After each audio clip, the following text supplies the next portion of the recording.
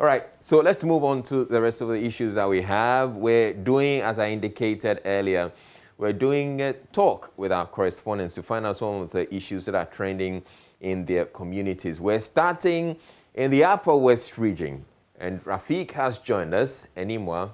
Hi, Rafiki. Good morning. How are you? You reminded me about how my grandmom used to call me. Oh, okay. Oh, it's good to see you. She used to call me Fio Fio. Oh, I see. Fio. Yes. What's that? That's She the couldn't pronounce nickname. Rafik. Okay. My grandmom couldn't pronounce Rafik, so when I get to Tumu, they call me Fio Fio. Oh. That sounds like you have a lot of fond memories of her. But Rafiq, let's get into the conversation. So shortage of fertilizer was a big issue this week. A lot of farmers complained that their produce had been affected, especially in the Upper West region. And we've been told that that was one of the worst hit or hardest hit areas. Do you want to just tell us what's going on with that, how the farmers are coping, and what's the way forward is, if there is any at the moment? Anymore, thank you very much. If you speak to the farmers, they will tell you that at the moment they are at their wits' ends because the season started with the rain not being good. So the rain pattern at the start of the farming season was erratic, and which also culminated in the delay of the subsidized fertilizer. At the start of the farming season, the price of the subsidy fertilizer was pegged at 49 cedis. In the open market, it was being sold around 102 cedis. And so, because of the shortage or the scarcity of this commodity, the farmers couldn't get it earlier. And so, because of that, many of them went into the open market to buy this non-subsidy fertilizer.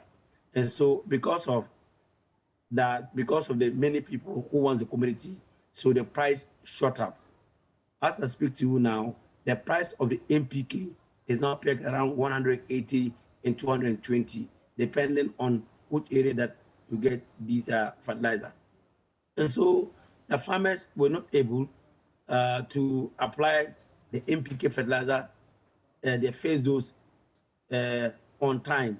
And so they have really had a lot of concerns.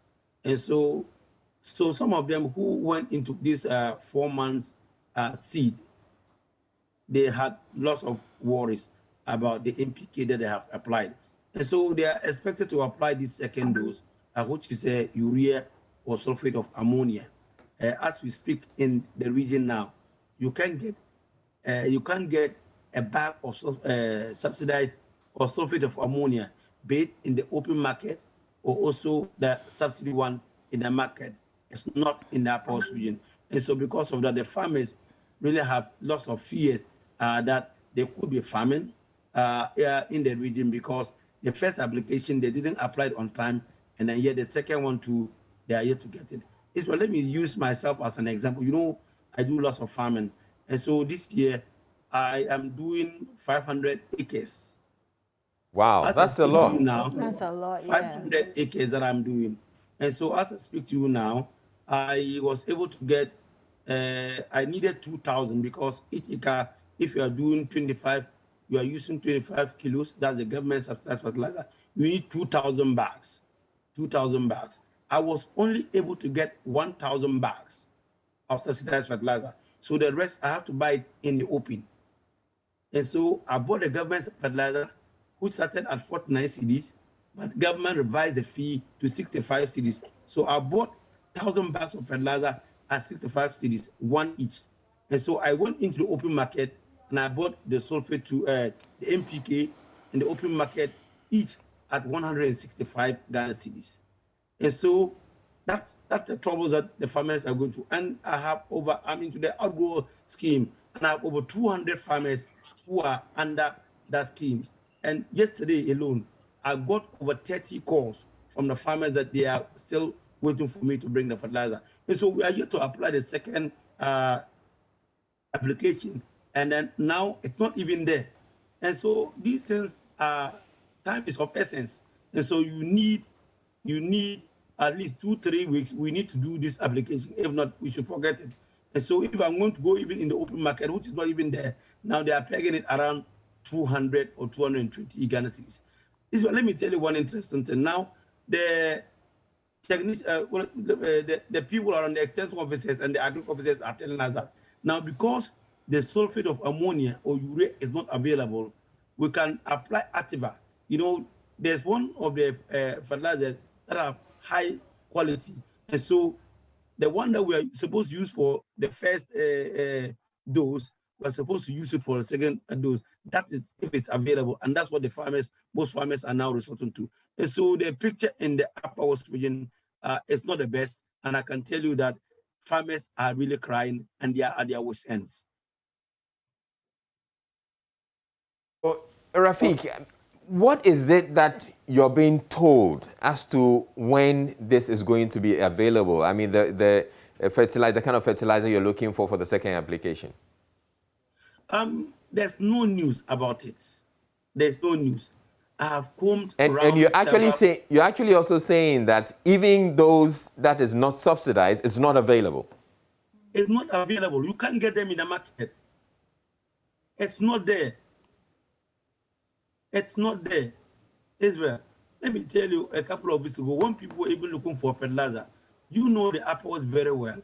They're heading towards Kumas. You have to, some people have to lay ambush somewhere around Tuna and then Puyo and Tanga to wait for vehicles to buy fertilizer. It was not there. Oh, you mean you know that the vehicles that are supplying before they actually come into the region, you want to stop them and buy them? Yes, they are distributed. Israel, I went to around Tuna, I went to around Kulmasa on 2 occasions, but I couldn't get this fertilizer to buy. I was there between 5 p.m. up to 11 p.m. because when I heard that a vehicle was coming, because we are struggling, the farmers are struggling, and so you need to get this subsidy or this fertilizer for them. So sometimes it's not easy. You have to get these fertilizers because you are the one that they are looking up to, and so it's not even in the region. There's nowhere. We spoke to some of the agents. They told us that by next week things are likely going to be better, but there's no way in sight. All right.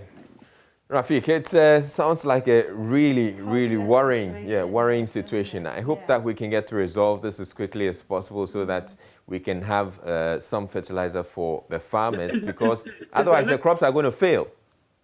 Hello, Israel, let me tell you something. You know, sulfate of ammonia used not to be part of the government subsidy. It's only the NPK. And so government thought it wise, because they were not able to get the NPK subsidy for the people. They have now moved the subsidy to the sulfate of ammonia, so that in the open market, per the statement that we had last week, sulfate of ammonia, which will have been up 65 cedis, that's the 25 kilos, will now be sold under the subsidy program at 42 cedis.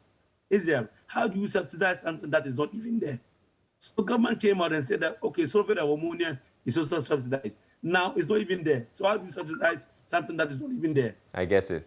All right, thank you very much, Rafik Salam. I hope something happens very soon. A very desperate situation. And the government has said that they are looking at it. But let's move to Ohiming Teria next. Now, relatives of 3 accused persons who are standing trial for the murder of social media activist Ibrahim Mohammed in Ejura are disappointed because the court adjourned the case for the 4th time.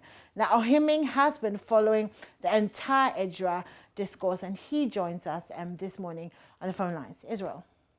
Hello, Ohiming. Hi, Israel. All right, so, well, they turned up at the courts yesterday, the relatives, and they say they're disappointed. What's next for them? Yes, Israel, for the relatives, it was like a rapture, because they had converged at the frontage of the Asokwa district court complex, awaiting the arrival of the suspects who have been in police custody since July 2021, when they made their maiden court appearance. But unfortunately, as they waited outside the court premises, Then news came that the case has been adjourned to September 7th, when even the accused persons had not arrived at the court premises. The prosecutor, Chief Superintendent Kofi Blagweji, told the court, presided by Her Worship Akwadu Buahi, that then the prosecution will await advice and to see the next line of action as far as this case and the investigation is concerned. So for the relatives and the family members who majority of since the three accused persons appeared before court, they were disappointed, very, very disappointed, except. Okay, Ohimi, we keep losing you somewhere along the line. Your line keeps failing. I don't know if it has to do with your connection, but your connection looks quite stable. So please go on. Yes. I hope it's better now. Yes.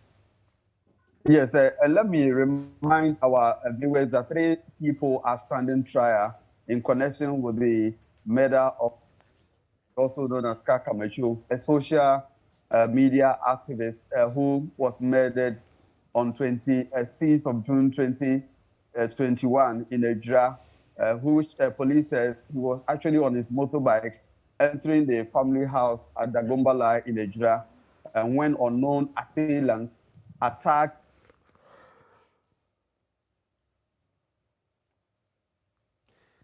All right, Ohimi's line has failed one more time. According to police, they attacked his occipital region. Hello, Israel. Yes, we lost you for a bit.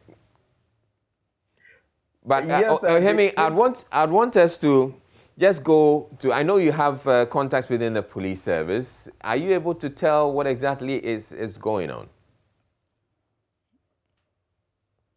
As far as the investigations into the murder of the late Ibrahim Mohammed is concerned, we know 3 people have been picked up. The 2 of them are known to be MPP polling station executives in Ejra, and the 3rd person, Idi Mohammed, being a brother of the late Ibrahim Mohammed, also known as Kaka Mecho. Police say they have been investigating the matter and they will need the 3 people to assist in their investigations. And that is how come, since the 3 made their maiden court appearance on July 2, 2021, they've been remanded to police custody on the plea of the police that they will need them to assist in their investigations. So for now, ordered a duplicate docket to the attorney and they await advice from the Attorney General. So as far as the investigations are concerned, that is where we've got into. So you get the feeling that the delay probably be coming from the Attorney General's department? Apparently, yesterday's delay is yet to, according to Chief Superintendent Kofi Blagweji, they were still awaiting the arrival of the suspects who asked. So yesterday, as to how come they couldn't make it to court, is yet to be explained. Just that they tell you, yes, we're waiting the arrival at the court, but the court longer, and the presiding judge, Her Worship Akwadu Buahi, had to call the case, and when even the accused persons were not in, the case was adjourned. All right. Thank you very much, Ohimi Ntua, for bringing us up to speed with that case there in the Ashanti region. We're staying with the Ashanti region and to the Manchester West Police, where they have arrested 1 suspect in the lynching of a minor. Nane Aljima has been following that story, and he joins us via Zoom with the latest on that. So, Nane Aljima, what's the latest with that story, the Manso minor being lynched? So what we have now is that police have been able to arrest 1 of the suspects in the lynching of the minor, and the suspect is named Kwame Dapa, and he's 31. Police has also declared one other person mentioned by this suspect who have been picked up as Culture. So police is now going after Culture, and through a video that the police have intercepted, they are also using that to identify other people they believe are suspects in this case. Now, according to the police, they've also been able to invite the owner of the mine concession, whose name has been given as Aya, and together with Aya Police, is continue to investigate the matter and try to get other people who are involved in the lynching and subsequent killing of this miner, who was believed to have stolen gold worth 150 cedis from the mine concession, which is owned by hold on again. Nana Ajima, you said the gold is worth what? 150 cedis. And that's 1.5 million old Ghana cedi. In the current cedi, we say 150 cedis.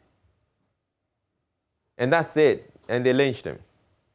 Exactly. So he was with one other person, and it's believed that they are the two who connived to steal the gold. So he was arrested, he was searched, and it's believed that they found the gold on him, and it's led to the lynching of the two of them. Fortunately for the other, he's still alive, responding to treatment at the St. Michael's Hospital at Agoyesu. Now, police have intercepted this video that one of the people who were present at the grounds shot, and with this video, police continue to investigate to try and get other people believed to be connected to the lynching of the individual. And police say they are closing in on some of the suspects that were seen in the video. Now, Nane Ajima, is gold that cheap there at Amansia West, or you're probably dealing with some insignificant amount of gold? Because 150 cedis, I'm trying to imagine how much gold that is. Gold is not cheap in the Amansia West District. It's one of the hubs of small-scale mining in the Ashanti region. If you should, after Obuase, which has the biggest mine in the Ashanti region, Amansia West District comes second when it comes to gold production in the Ashanti region, and it's known for small-scale and illegal mining. Now, the issue is that from the investigation, or from some investigations I've done in some of these mine communities, the people who work in these concessions, they are alleged to be stealing gold in smaller quantities from their owners, and they keep these gold that they steal till they get a bar, which they can sell off and make huge amounts of money. So it's common that the stealing of gold by miners in concessions is a common phenomenon in these areas, especially where in illegal mining concessions, where the owner of the concessions will bring in people from somewhere to work on the concessions who are paid by day. So at the end of every day, they pay them. So these people, whenever they get opportunity, sometimes will steal from the owners of these concessions, and through that, they also amass wealth. So it's not that gold is cheap here in the Amansia West District, but the problem is that they steal gold in smaller quantities, and they are able to put it together and sell it off and make huge sums of money. All right. Thank you very much, Nanea Jima, bringing us that update on the Amansia West lynching. Yes, and let's come home now to Accra. And Manuel Kranting and the AMA team have been working to keep Accra clean. Now, he is joining us to tell us how they got squatters at Circle to sweep and clean the area that they made dirty. Now, remember, he's also bringing us, or he brought us, a story of a 10-year-old squatter, and would like to find out some more about that. Manuel, how are you this morning? Hi, Niwa. Nice to see you. Good to see you too, especially after you were asking the gentleman who was sleeping in the cemetery if he wasn't afraid of ghosts. Yeah, Nobel Pulitzer Prize winning journalist. Anyways, right? Yes, indeed. So tell us about what you found out with the dirty streets in Circle and all of that, and how you got the Circle members to sweep and clean. How did that even happen? Well, so yes, Wednesday's exercise was essentially, a community exercise to get the people, as it would be offenders of sanitation bylaws, to get them to work. Now, you remember that the Greater Accra Regional Minister has been on a campaign to get the various district assemblies in the Greater Accra region to ratify and pass what he calls the Operation Clean Your Frontage bylaws. Now, under these bylaws, owners of buildings, households, etc., be responsible for cleaning the frontage of their buildings. Now, beyond the frontage, there are, gutters, there are roads, etc., which don't necessarily fall under the jurisdiction of any particular household or any particular building. And as it will be observed at very public places like the Kwame Nkrumah interchange, where you have lorry stations, etc., a lot of people, converge at these spots. And it's become a habit, a bad one at that people toss around their own litters, bottles of water, sachet water, and so on and so forth. They just toss them around in these areas. And so it's become a real challenge. And so the AMA sanitation officers went there on Thursday. And the aim was to get people who were the direct offenders to clean the area. And indeed, what we realized was that we caught people in the act. The people that we caught talking letters around were the people that we caught, urinating along the road and so on and so forth. And so these people were arrested by the AMA officers. They were given rooms to sweep. But the main target, as it will be, were the squatters under the overhead bridge. And for a lot of the homeless people on the streets of Accra, they find refuge in this particular area because it's not a bare ground. At least you have some pavement bricks. And so they put cardboards, they spread about these cardboards on the pavement bricks and then pass the night. And so by day, they are hustlers. Some of them are head porters. Some of them are driver's mates. Some of them, are people who assist the travelers to carry their loads and so on and so forth. And then by night, their home, as it will be, are these under bridges. And so we saw metallic, under the metallic beams of the under bridge, we saw jute bags there with their belongings, their clothes, their shoes, etc., etc. But the AMA officials will have none of that, and they cleared all of them from the place. Not only cleared them, but give them the rooms for them to sweep the places they have been passing the night. So we saw plastic debris. We saw, of course, packs of food, empty packs of food, polythene bags, water sachet, and so on and so forth. Right. Okay. And so all of these things that's the story. Okay. So is it because of this cleanup exercise, in quotation marks, that this 10-year-old boy was then made homeless? Because presumably his home was under the overhead? Well, anyway, I don't know, how proper it is to describe the underbridge as a home. So properly speaking, even before the AMA officers arrived at the area, this 10-year-old boy was already homeless. And that is why he was sleeping under the bridge. But now his only, record, which is the underbridge, is also being taken away from him because that place is dangerous, it's in the open.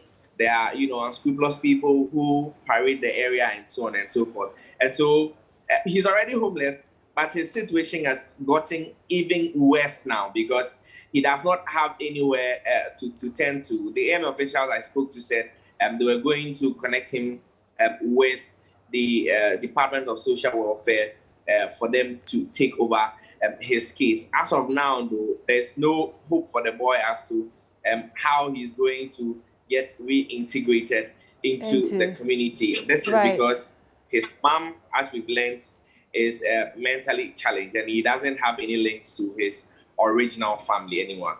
Okay, that was what I was going to ask you, where his parents are. But then again, this is also such